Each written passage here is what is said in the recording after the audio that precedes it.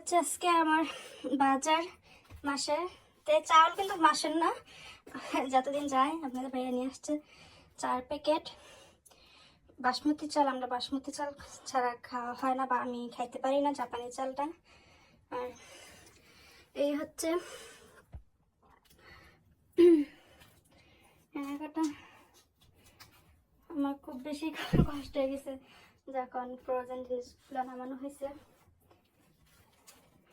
আর এই সেটা হচ্ছে ফ্রোজেনগুলো। তো কেমন লাগছে জানাবেন আমাদের বাজারগুলো দেখতে। আর বাজারের ভিডিওটি দেখতে চান আপনারা, পুরা অর্ধেকটা রুম নিয়ে নিছে দেখেন। এখন এগুলা কাজ শেষ না, এখন এগুলাকে আমি সুন্দর করে জায়গার মতো রেখে দেব। ফ্রোজেনগুলো রাখতে কষ্ট হয়ে যায়, অন্য সময় আরো ফ্রোজেন মানে জিনিসপত্র কিনা হয়, সবজি মাছ আর বেশি কিনা হয়। এই বছর মাছ মানে এই মাসে মাছ কিনা হয় নাই, কেননা মাছ খাইতে ভালো লাগে না, তার জন্য কম কম মাছ নিছে এই আর কি। এখন এগুলো ফ্রিজে রাখতে হবে, ফ্রিজে রাখতে গেলে অনেক বেশি ঝামেলা।